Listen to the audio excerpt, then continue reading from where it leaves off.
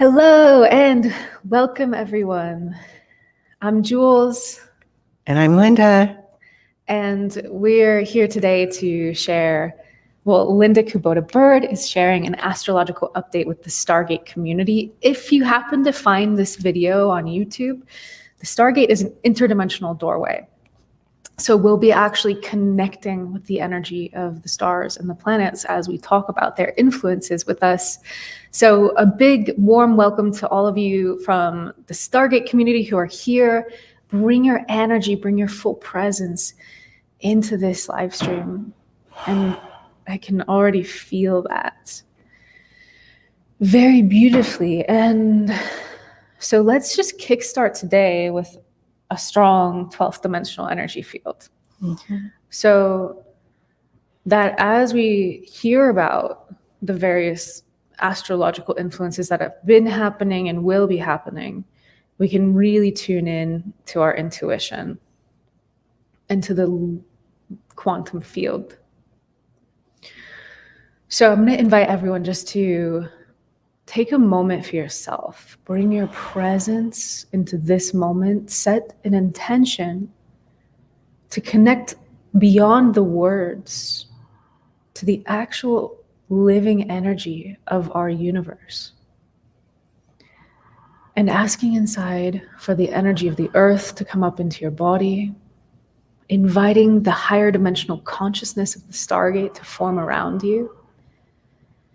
And so we call for the presence of an etheric Stargate and visualizing a Stargate forming around you. You don't have to visualize it perfectly. You can even just imagine a pyramid.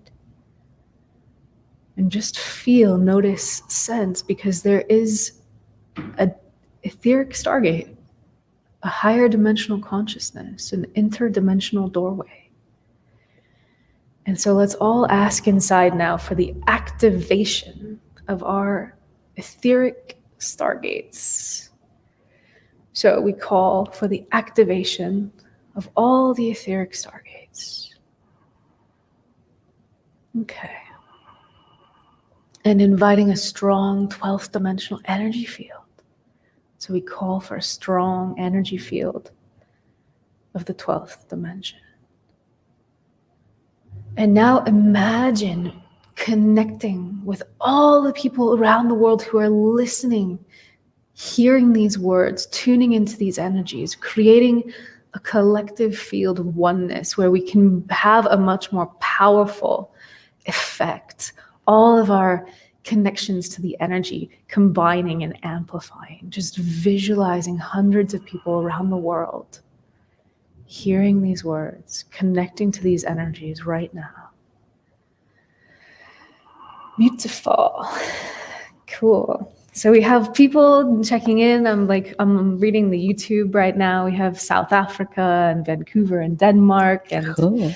Deborah Stegall in Hawaii, who's just got here from Becoming Super Conscious. Welcome, everyone. Great. So let's get started. Okay. And everyone, just let us know if you can hear us and see us very well, just so that I can calm down and know that we're good. Yeah. Well, it was so interesting because I was looking back. I just was, looking around, and I came across our last year's solstice. And I thought, wow, so much has changed in a year. I mean, of all the times we've been in, I don't think we've ever been in this felt like an evolutionary leap. Wow. Because so much went on in 2020. So, it's interesting to see how the astrology predicted this whole thing, this whole 2020 thing. Some people even the pandemic, and how it was kind of a setup. The universe set it up. Just astrologically, the nodes were on the Capricorn Cancer axis. And so in evolutionary astrology, we say that the south node, these are places in the sky where the sun and the moon intersect. And so the south node is the energy we come in with, and the north node is the energy where we're going. So as a collective, it was in Cancer. And it was like the universe said, everybody go home, go to your rooms, and you think about what you're doing. And to have the whole world kind of isolated, or everyone in their homes, it was just kind of a global way of saying, wow, if we all had a chance to change the way we were doing things, to get off the merry-go-round of life and just really have time to reprioritize, what's important. Yeah, I think it connected a lot of people to what truly matters. Exactly. Yeah. You start to think about,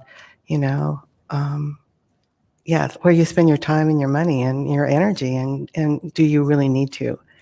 And so that was really quite interesting just to see, just even like gray hair this year, it's just things like that. It's like, dude, why was I coloring my hair? It just seems silly now when that happened. And, anyway, lots of things, little like that, but also things that are major. Like, where do you want to go with your life? What are you doing? What are you contributing? Why are you here? And so that's where looking at the astrology and how it supports us as we move through this evolutionary time, because we are going through a big leap in consciousness. And so as we're experiencing with the Superconscious series and getting more and more aware, physically feeling the difference between our 3D body and our galactic self, or our higher consciousness. So it's just recently we've gone through 2 eclipses and the solstice. And so I thought we might want to focus today on the solstice, because it set the stage for the summertime, because it's like the birth chart of the summer. So anyway. So the solstice happened on June 20th. June 20th, yes. And the solstice happens when Cancer, the sign Cancer, comes up in the zodiac. Yeah. So for us in the north, it's summer. And for many years, we just called it summer solstice. But we're learning, because of the way with the internet and everything, that we have lots of people who are in the southern hemisphere. And for them, it's winter solstice. So it's kind of an interesting thing to think about. It's like, oh, we're hot and they're in winter. So, but it's a change where the days get shorter for us and the days start to get longer for them. So anyway, so with the first lunar eclipse, it was with Sagittarius was playing a big role, and Jupiter, which was about our beliefs, and really looking at our beliefs and examining them. It's like, I love Byron Katie's work, where it's, where did that thought come from? And is it true? And are you absolutely certain it's true? So many of us have just gone through life with this beliefs that we either came in with, or we were conditioned into them, but we just go through life not even thinking about it. We just always just do it that way because we've always done it that way. And the lunar eclipse just said, look at that and see, what is really true. And her final question is, who would I be without that belief? So many times I'm finding that a lot of people are really looking at their victim consciousness, things that poor me, my mom was this, and da-da-da. And we're being asked now to look at that and say, how did she serve you? I mean, we created this. In fact, the last few, is the work with Isabel. Yeah. She's talking about that, yeah. Yeah, I was going to say, Isabel Benarus and the Bioreprogramming Institute, this is actually one of the biggest ways we perpetuate our own suffering, is with the distortions we make about what we think other people are up to. What are their motives? What are their intentions? And we tend to create these stories that enable us to feel like our model of the world, like whatever our personal place that we go to is, whether it's like I'm disrespected or I'm not good enough, or and so you can start to catch yourself. And there's this one really powerful question. And that question is, what is the positive intention of that person? Yes, absolutely.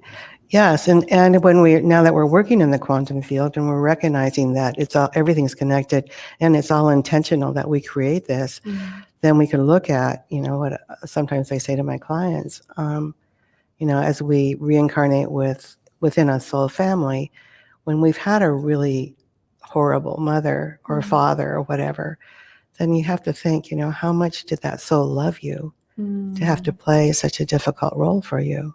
Right. And it's we're just reframing things, and looking at things from a higher perspective. And it's not easy. It's No. not like, ooh, like just this one thing and whoosh, whoosh, everything's good.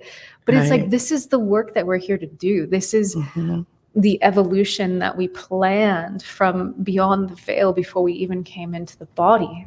Absolutely. So if we can start to hold that, then we can look more deeply than just going back to those same stories of the same pain. Yeah. And this is the time to do that, because I believe that we all came for this time. And it is really to raise the frequency of humanity. And we can't raise our frequency if we're in our victim space, poor me, or feeling guilt or blame or any of those things, shame, and so we're being able to address them in very sophisticated ways now with the bioreprogramming and different kinds of methodologies. Yeah, and the interesting thing is, it's not that it's about denying those things, right? Like these anchors that keep us from like lifting and raising our frequency. It's like you have to go in it. Oftentimes, you have to examine it. We can't always do that in the moment. So we can also flex the muscle of being able to just be like, not going there. But ultimately, it's really helpful to actually say, what is this reminding me of? When is the first time I felt this way? And to bring that love. Absolutely, yes. It's not easy, and I'm finding that people are more willing lately, because we all know in the zeitgeist that it's time, and it doesn't feel good to say, and then when I was 5 she did this, and it's like it just doesn't feel good to do that. And when you could kind of go, it kind of does feel good. Like, well, it's familiar. That's right. Yeah. Like and that's a really important point that Isabel was also bringing up. We just both spent like 4 days with Isabel Benarus in the Bio Breakthrough Retreat. She's saying, like, we actually get addicted to these ways. Like, what's our go-to? It's like we actually, like, it feels so familiar that it makes us feel safe in this weird way. Right. Yeah, because it's familiar. We know this. It's like going back to the Byron Katie question, who would I be without this belief? And it's like we build our whole identity around this injured child, or this person who was never heard or respected. And now we're getting to a place where we're recognizing that isn't true. Yeah. I don't have to carry this on, and so it's reframing, and which is kind of another thing that's going on with astrology, is that we're in this time of retrogrades. And so it's this like a second chance. I love this. You called this like retrograde summer. So what planets are in retrograde, and I love that you're saying second chances to examine and look at things. Yeah. When a planet goes retrograde, it doesn't literally go backward in the sky. It's just our perception from our vantage point. So it's like if you're both at two cars are at a stoplight, and one of them jams forward really fast, and you look back, it looks like the other car is going backward, but it's not. It's still going forward. It's just going at a different speed. And so that's how these planets are in the sky. That's what's going on. And so we have several planets retrograde. And I wrote some haiku. I just started doing these. And I just found them, because astrology is like very verbal. It's like you have to use a lot of words to explain exactly what's going on and what it means and everything. And something just drew me to, I got a just random email about haiku, and I just thought, let me try that. I love your haikus. Oh, thank you. So it's like a really condensed way of giving information. So take a moment to get ready to really pay attention. They're just, I'm brand new. So it's, we'll just see what comes through. But it's kind of interesting in that it gives us a chance to see, to feel the energy. It's like poetry in general. It's like you can feel the energy as opposed to just using your brain, which is another thing that's going on right now, in that we're being asked to, because Mercury was in Gemini, and it's like a lot of brain stuff, thinking, left brain. But Neptune's been involved in much of these big times coming up in the past. And Neptune is really about dropping into your feelings and to feel things from a different level. So I'm just going to go back and see. Here they are. So quickly, I thought, well, we're going to talk about retrogrades today. So I thought, retrograde planets. And the way just so you know what a haiku is, it's a Japanese 17-syllable poem. You use 5 syllables in the first line, 7 in the next, and 5 in the last. So, retrograde planets: remember, reframe, release, start anew with love. This is the solstice was all about. It's a brand new start. So Saturn retrograde. Second chance to get it right. Be responsible. And by responsible, we use that, a lot of us feel like when we hear, take responsibility, you feel like, like somebody just put a big burden on you. But responsibility, and many of you know this, but it's the ability to respond. And so this prayer from the Course in Miracles, and I share it almost with anything I do, because it did change my life. It's, I am responsible for what I see. And it's because we have a paradigm based on our conditioning and what we came in with, and we sort for that. We look for it, just, I believe this, and so we sort for things to support our belief. So I am responsible for what I see. And I choose the feelings I experience. It's like nobody can make you mad. They could try really hard and you have every excuse to get mad, but ultimately you decide. And I decide upon the goal I would achieve. And everything that seems to happen to me, I ask for and receive as I have asked. Now, a lot of people get mad when they hear that, because again, it goes back to challenging their story.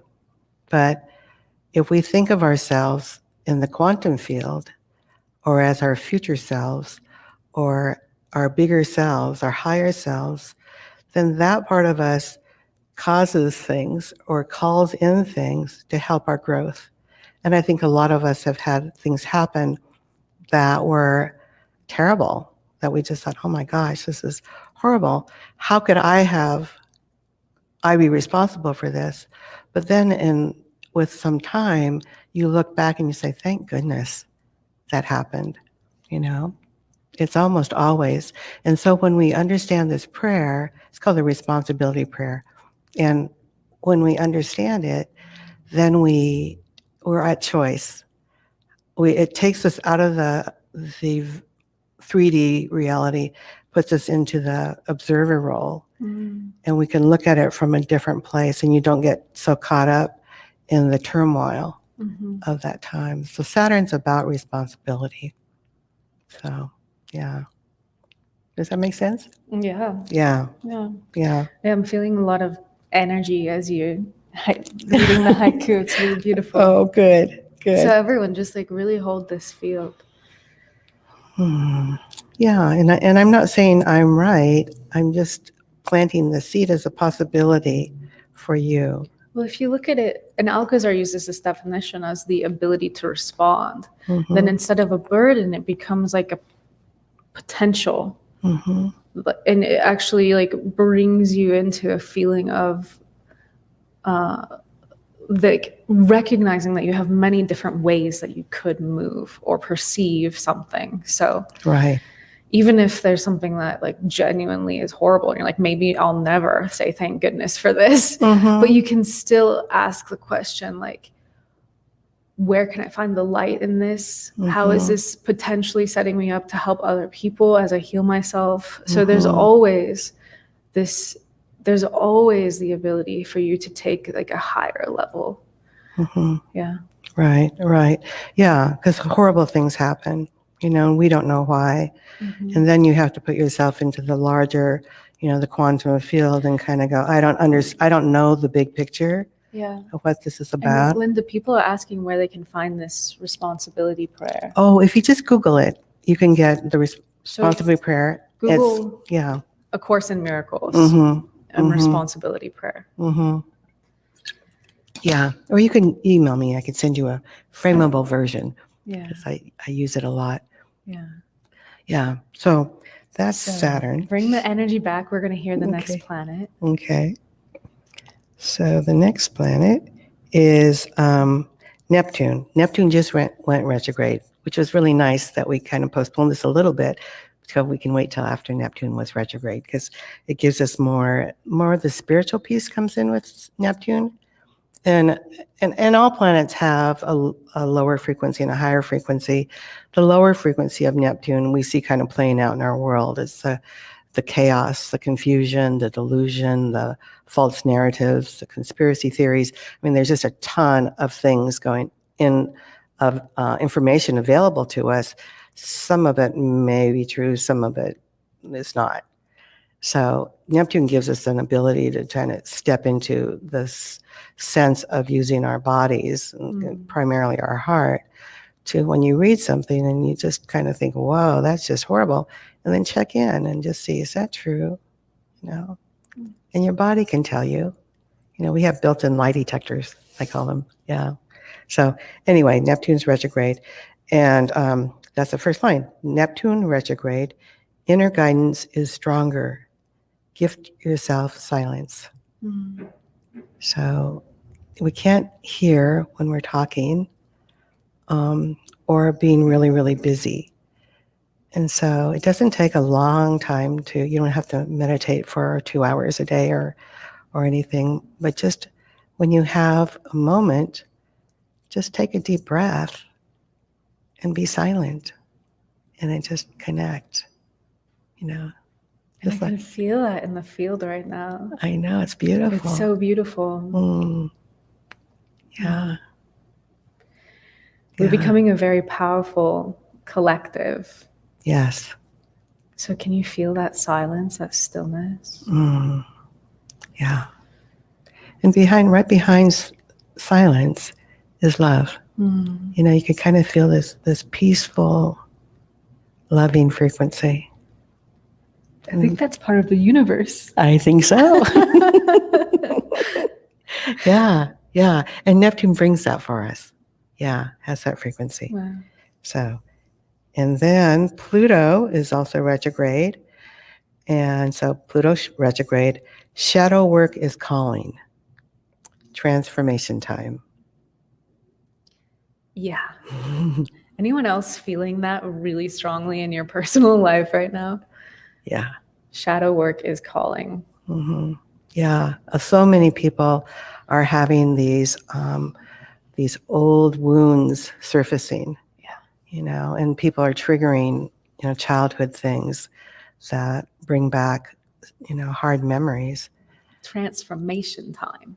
Absolutely. So the beauty is with these old wounds, like it often feels like just so much, like it's a wound, and they call it that for a reason, because it's often like really intense and just like deep.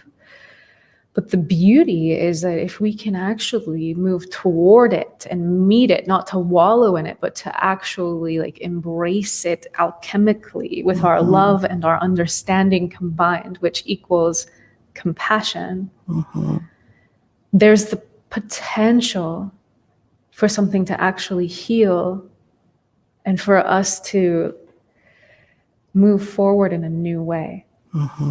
Yes. And it doesn't have to be years and years of therapy. It can happen very quickly. When we have many new ways of working with energy now, and I do think that the universe provided us with these to help us to move past, to change our frequencies in a graceful way. So, and you don't have to wallow in it, like Julianne said. It's just recognizing it. Yeah, and Inez is saying to this question, are you feeling like the call to shadow work? She says, oh my God, yes, but I feel better than ever.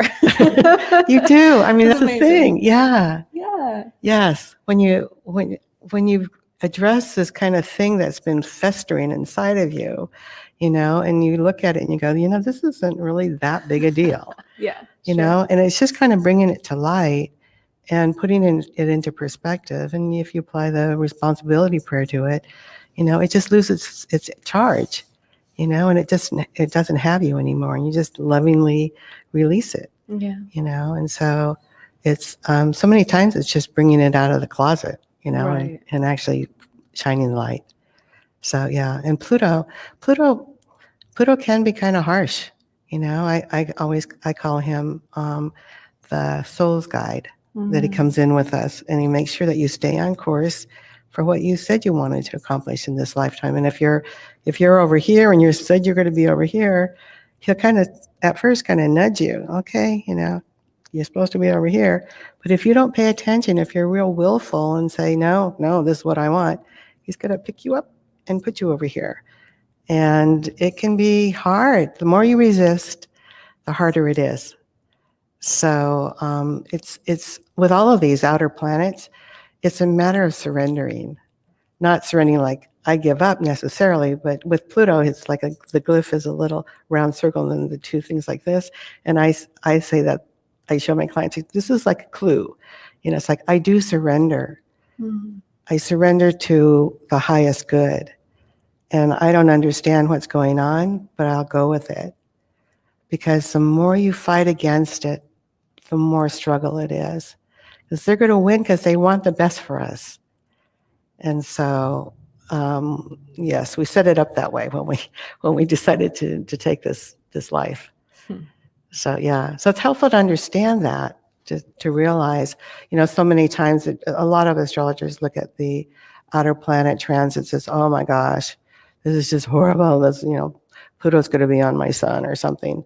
But I don't look at the planets that way. And I think today even, we're talking about how the planets are part of the quantum field and how they're part of everything. And my belief, and I'm not the only astrologer, but a lot of us believe that the planets are conscious. They're in energetics, they're energy, and I believe they love us. And they want the best for us. And when you can come in from that perspective, then you have a different way of looking at what's going on. And you could look at the planet and ask, what do you want from me? When you understand what the planet's about, then you move with it. You flow with the energy instead of fighting it. It's natural to fight it because, like you say, we're used to a certain, being a certain way. But it's like, I used to work with a group, and we used to say, the hell you know is better than the heaven you don't. Oh my gosh. It's like, because I know this. It's horrible, but I know it. I've survived with this. I'm still here. Yeah. So it's not that bad. Right. It's not that bad. Yeah. Yeah. But if you can let go and go with the flow, and then, let the energy take you and you blossom. And we see that every day when these people are writing in these wonderful stories about how their life, after one intensive or even one meditation, click, something changes, So, yeah, and it's not so much their circumstance, it's them who changes their circumstance, right? Yeah. So anyway, Pluto. Savitri is saying, thank you for sharing this with us. I love Pluto. She helped me a lot to raise my consciousness. Yeah, that's what he does. It's beautiful. Yeah. Yeah. So, and then... so bring the energy. Feel this. Okay. Pluto likes being loved. I know, yeah. I can really feel that. He does. He's kind of like, oh, usually I don't like, people don't like me usually. But yeah, but when you see his intention, so sweet. Yeah. Ooh, strong, huh? Yeah. And then on August 19th, Uranus stops to go back. Change is in the air. So these are the outer planets, what are called the outer planets. Yeah, and they're all about our higher growth, and they're all about also collective. It's not just personal. Where they do affect us personally is how they are interacting with our personal charts, but as a whole, we all feel what's going on. So on August 19th, Uranus is going to go retrograde, Mm-hmm. and change is going to be in the air? Yes. Change is in the air now, but change will be even more so. Okay. Because Uranus is about change. He's the great awakener. And so he brings in sometimes rapid change. It's electric, rules Aquarius. So we're in this time of Aquarius. I think all of you will agree that on December 21st, you might not know exactly the date, but the energy shifted. We went from the big, heavy Capricorn year, where it was, stay at home, do your work, stay compressed, and in some ways be afraid. I mean, there's a lot of contraction last year. And on the 21st, then Saturn and Jupiter moved into Aquarius at 0 degrees. So it's like a brand new start it actually started a whole 200-year cycle. Some say it was the beginning of the age of Aquarius. Yeah. Yeah. I think it's 26,000 year cycle doesn't just change on one day, but it's like it's gradual. And I think I shared on the solstice in December that it's like the sunrise. You start to get first light when you feel it. And then to me, December 21st is when you see that first sun, when you get that first little crowning. Yeah. The rays come over the horizon. Mm-hmm. Yeah. Yeah. Yeah. And that's to me what it felt like. There were so many different indications. And again, astrologers, very few agree. We all have kind of our own take on it, but a lot of people did think that was the beginning. I mean, so much shifted for Prageet and I personally. Like, we went to Maui in February, and it was like, it's like the whole grind that we had been in for years of just like working and like really, really diligently working with very little let up.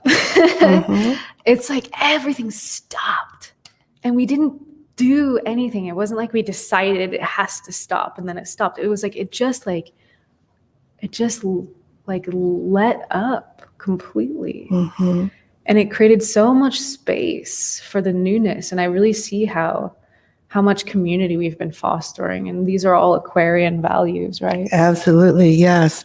And that's a perfect example of not forcing the energy, but flowing with the energy. And letting go of the old belief, I have to work to get anything done. I have to work hard. To be successful, you have to work hard. Right. And not necessarily, it's when you go with the flow, it gently happens, and trusting, So that's a great example. That reminds me of another thing about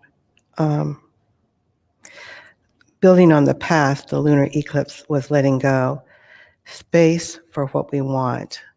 And so that's another thing. When we let go of these old beliefs that don't serve us any longer, old habit patterns, then we make space for what we do want. When we hold it all in, there's no space. Right. I mean, we literally like recapture our life force energy also because we're not constantly repressing. So yeah, it's definitely worth it. And in this way, this is part of how the planets are helping us with these influences. Because when I asked about shadow work, someone said like, yeah, it's calling, but when is it not calling? Which is like a valid point. But also it's like, I don't know about you, but I do feel these like waves of like, sometimes like things are just like knocking on the door really intensely. Yeah. And I think we all have heard this before, and it sounds kind of cliche, but things come up when they're ready to heal. Right. So even though sometimes you think, oh my gosh, this is just horrible, blah, blah, blah. But if you kind of, again, come at it from the observer place and say, all right, well, this must be up for a reason, Mhm. and am I ready to let it go? So, but that is, this whole time it's been building, building, building, building, and with the lunar eclipse, it just gave us this whole impetus to really do that shadow work or really look at the old beliefs. And then the solar eclipse was really fresh energy, is shining a light Mm. on, what is possible. Mm. Just we've had these like kickstarts with the two eclipses and then the solstice. So it's fun to look at the big picture and see how astrology is not random.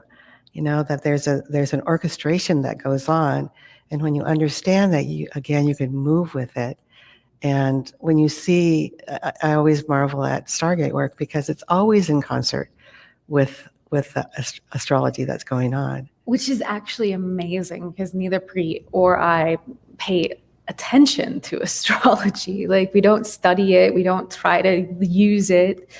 But like, these synchronicities happen, and Linda tells us, she's like, do you realize you just scheduled this workshop to culminate on a full moon? And we're like, what? Yeah, because even like the Memorial Day intensive started on Mercury retrograde, when Mercury went retrograde. And so that's another thing that's been kind of preparing us for this whole time of this brand new start, because Mercury retrograde allows us to go back and to rethink things, to reframe, release, anything is just an opportunity for us to look at things that we believe, like I have to color my hair. It's like, why?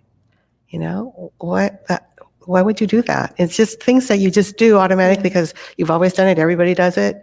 And then suddenly you kind of look at it from a different place and go, I don't have to do that. Yeah. And your hair looks really beautiful, by the way. Why, thank you. I wasn't fishing, but thank you. Of course you weren't. It does. Yeah. It looks really good. So, yeah. Yeah. Amazing. I'm wondering, Linda, if you have any other influences that you'd like to bring. And then I think what we can do is make a field and just read each haiku, and we can connect into each message from each planet. What do you think? Okay. Yeah. Yeah. And then I was also thinking we might want to do, because the theme for the year is a Saturn-Uranus square, which just means that in the sky, they are at 90-degree angles to each other. It's so fun to look at astronomy and see this is literal. Mm-hmm. And when they are, it's kind of like two people coming up to a stop sign, perpendicular. Somebody's got to make a move. It forces change. And again, I say forces because it can be difficult, but it also can be graceful. A lot of times the old astrology is like, oh, a square. But I think, especially now, I think as we raise our consciousness, then we can consciously go into these things from a different perspective and realize that I can work with both of these things and make use of both of these energies to come out with a higher return. So Saturn, Uranus, coming up to this stop sign. Yeah. So we might want to do a little bit just to actually feel into Saturn and feel into Uranus and see, and we all have a different relationship with them depending on who they're talking to in our charts. So remind us of who these planets are. Okay. I just had a little haiku. Oh, you have haiku for it? I did. Yeah. So bring the energy fully present and just feel that. We're really playing in the field right now. We are, yeah. So relax and invite an even stronger connection. Everyone who's like, wow. And there's like this deepening kind of like people are really listening to their intuition. It's really beautiful. Yeah. Okay. So this is the haiku. The theme for the year, Saturn and Uranus squared, old versus the new. And so just on these two come together exact on February 17th. They came together when we were still in lockdown. on June 14th, we're just coming out of lockdown. So Saturn is kind of lockdown. Is constriction, focus here, that kind of thing. And Uranus is freedom. It's release. It's doing things new and different. So it's kind of, sometimes the astrology is quite literal. So on February 17th, you might want to think about what you were doing. And then on June 14th, just recently, we started to be released, where we can now travel and not wear a mask every place and things like that. And then they'll come together again on December 23rd or 24th, depending on where you are in the world. So it's when you understand these, but they're very within orb, we call it in astrology. They're very close to each other all year long.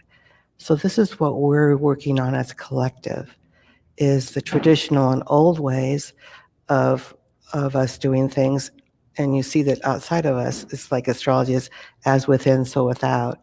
So when you see things outside that you're going, oh my gosh, look at that, check inside. Especially if it really bothers you. Check inside and see, so what's going on energetically for me? What does this mean to me personally? Yeah. So. Yeah. Yeah. So it's like letting go of old ways. So Saturn's the old. Mm-hmm. The rigid, the like. Mm-hmm. Traditional structure. It's all about structure. Oh, wow. I just had this horrible picture of that building going down in Miami. Wow. The structure, and then it just crumbled. Wow. It's like that's kind of a metaphor for what's going on. It's not everything's crumbling, but the things that were not right in the first place, they just were built on old beliefs, under maybe trying to keep us into control or something. And so those kinds of things are being challenged and being let go. And then Uranus is bringing in this whole new way of doing things. So with like the internet and live streaming and things like that, we take it for granted right now. Zoom, can you imagine what life would have been like without the internet in lockdown? That kept us connected, which is very Uranian, very Aquarian. Wow. Yeah. So we're in this transitional time, and it's not like everything has to, go away, but we can choose what we want to carry forward and what is outdated and obsolete. Yeah. So, okay. So let's set the field again. Sorry for taking us out of it. Old versus the new. No, not at all. Yeah. So using this Aquarian Uranian technology, let's bring our energies together.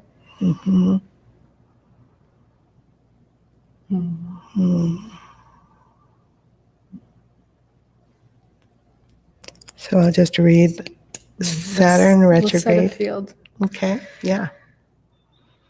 So, beloved ones, relax. There is a deeper part of you listening. Can you feel this? There is your superconscious self, fully aware of the orchestration that happens in your skies.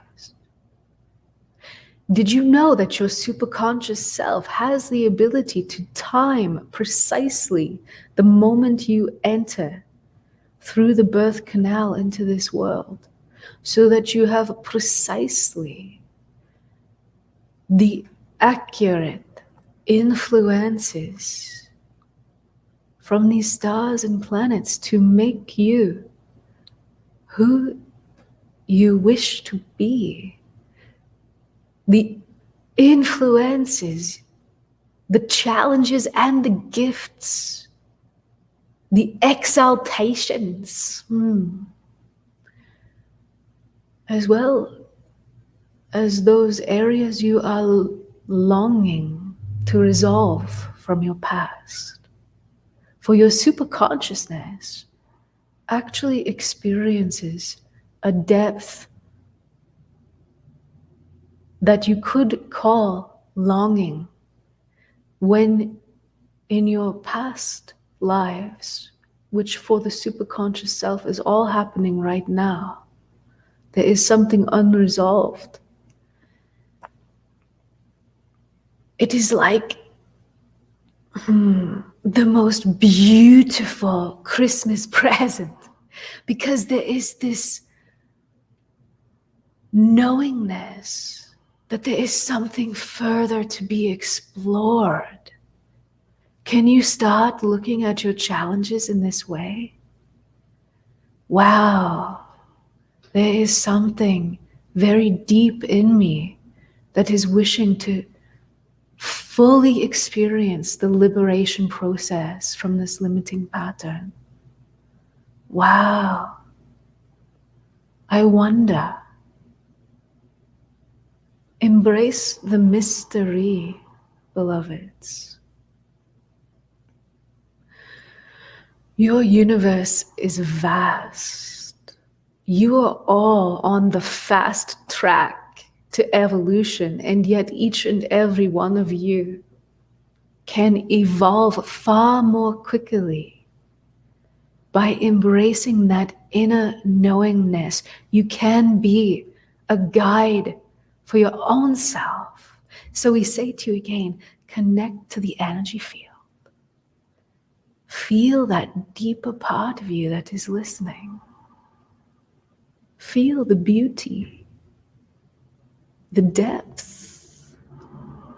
And perhaps you can even feel or sense almost like a longing.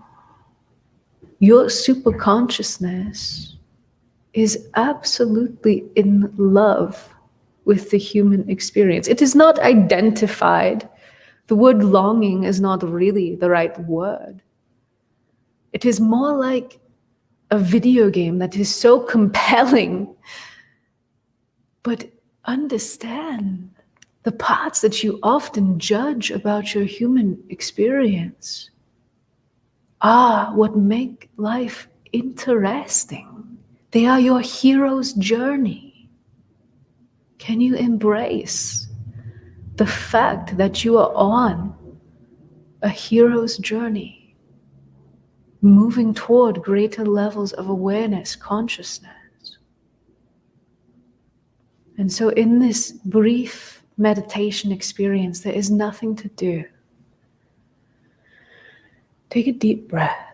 You don't even have to hold on to this idea that you're on this journey that is heroic. You are.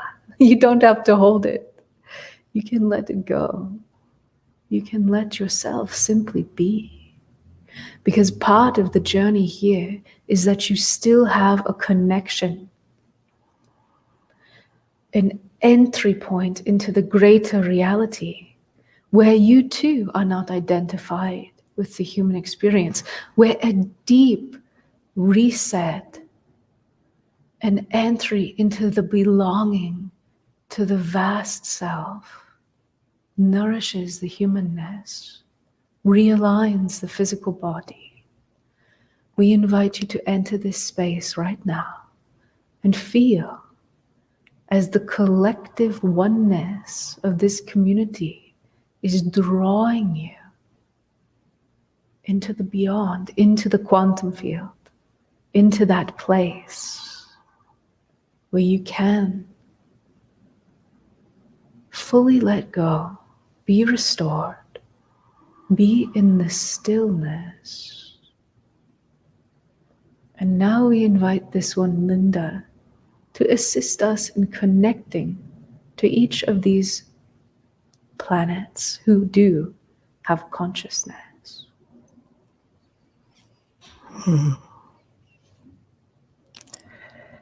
So Saturn retrograde, second chance to get it right.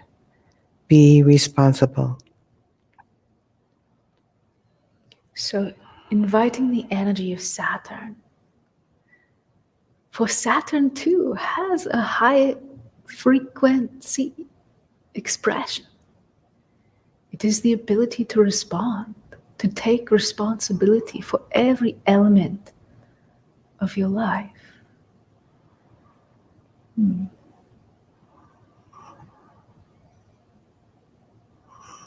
A second chance to get it right.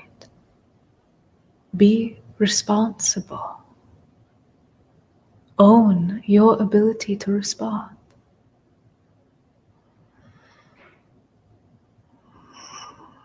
Feeling the energy of Saturn, inviting this higher frequency expression.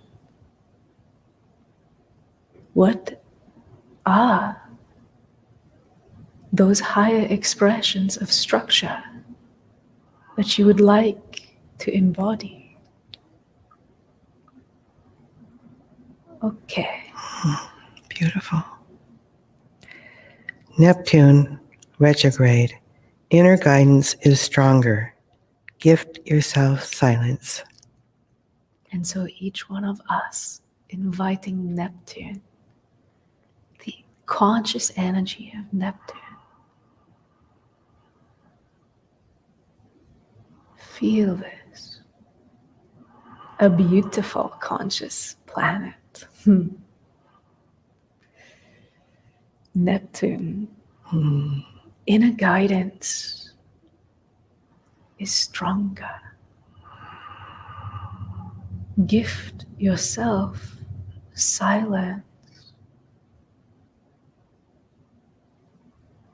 There is such a potency in these beautiful haikus, beloved one.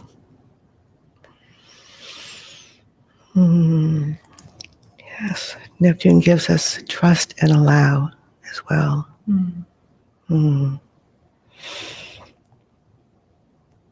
Pluto retrograde. Shadow work is calling. Transformation time. So, do you dare invite the energy of the soul's guide, Pluto? Feel this. And can you feel, as this one Linda has pointed out earlier, the consciousness of Pluto very much being nourished by being understood, loved and understood. Feel this. Shadow work is calling. Transformation time. Transformation occurs as you embrace that which reveals itself. You do not have to go searching for it. It is about bringing your awareness moment by moment, being with what is. You have the tools to set yourself free. And as you realign in this way, you are connecting to this North Star. You are connecting to the acceleration that is being offered at this time for awakening. Is about consciously choosing to grow and release, releasing the old, embracing the new. Okay. Beautiful. On August 19th, Uranus stops to go back. Change is in the air. Feel the energy of this one, and we invite you to read it again. On August 19th, Uranus stops to go back. Change is in the air. So we call for the presence of Uranus. Feel this. Change is in the air. Your humanity is being rocked like a boat in turbulent oceans. And we have said, this turbulence is likely to intensify, which is why we offer you as a collective, and beloveds, be clear, you are offering this to you, for you have drawn yourselves into this Stargate work. You are offering you as your own guide the ability to consciously choose to lift, to raise your vibration above the chaos the turbulence? Can you be a witness?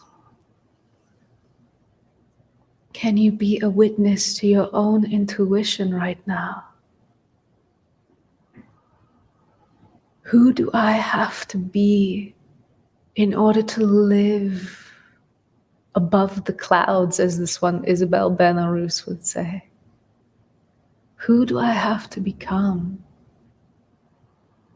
in order to live in this higher frequency where I am a nourishment to myself, not by denying anything?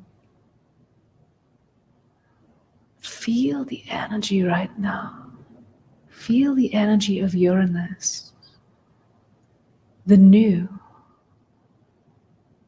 the revolutionary. Mm-hmm.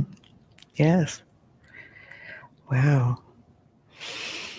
We invite you to say a few more words about this planet. Uranus is, I don't know about the rest of you, but I can feel a buzzing because Uranus is like electric. And he's rebellious. And it can be rebellion literal, or it can be rebellious from a more conscious place. It's like rebel against oppression or against things that aren't holding you back. It's in Taurus, so it's about changing in our relationship with Gaia, with our mother, and how we are needing to be more ecological, to recognize that we're connected. We're not separate from our planet, our home planet. So Uranus is bringing revolution in our relationship with our bodies and our earth. Yeah. Beautiful. And so feel this for yourselves, beloveds. How is it that you are wishing to evolve your connection with your body, with the earth? What changes are you wishing to see in your society? For this is about the larger picture, yes? Yes. Beautiful. And while we're here in this beautiful field, I'm recognizing that today the moon is in Pisces. And so we're able to connect in this beautiful way. But Pisces is also about the collective or humanity as a whole. And I'd just like to acknowledge everyone who is part of this energy grid. And as we together form this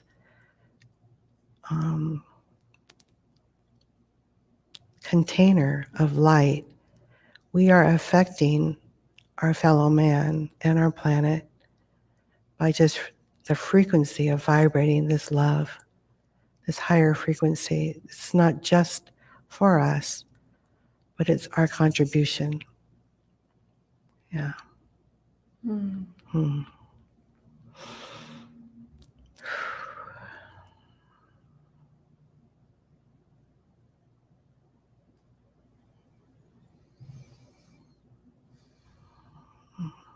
It's so real.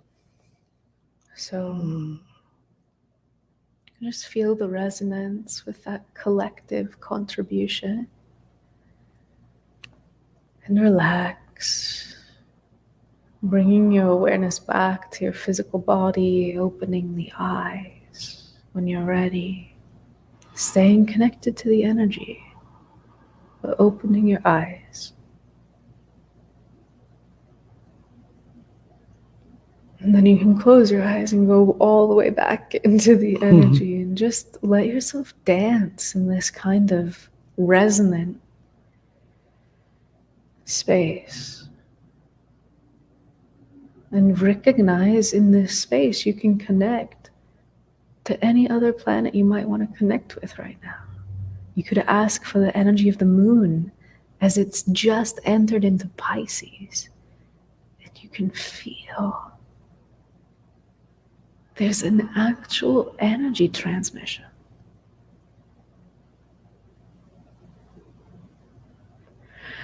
Wow. Yeah. And on the solstice, the moon was in Scorpio, and I just have probably the last haiku, but Scorpio moon depth, dive deep into your feelings, uncover secrets. Wow. Wow.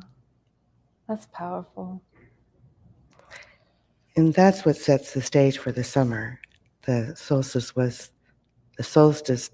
chart is like the birth chart for this season. So these are things that are affecting us. Yeah. Wow. Hmm. Hmm. Yeah. Lots of planets in water.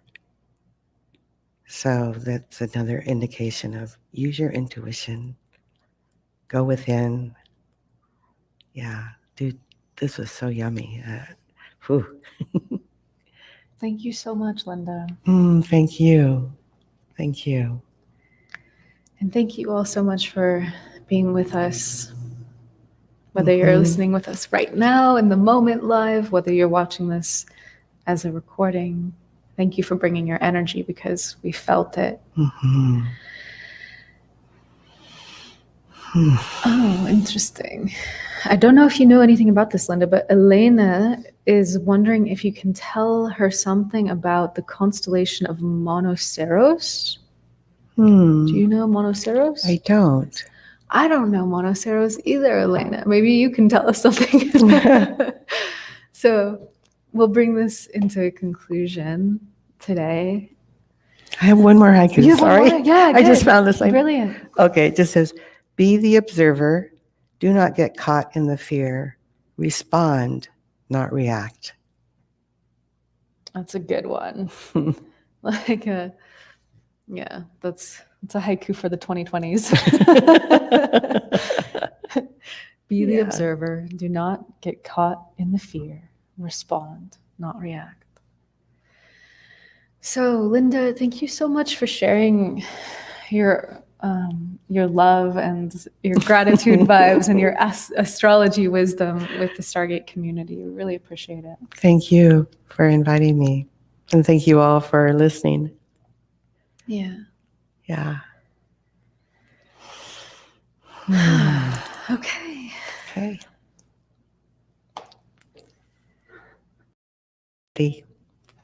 Blessings.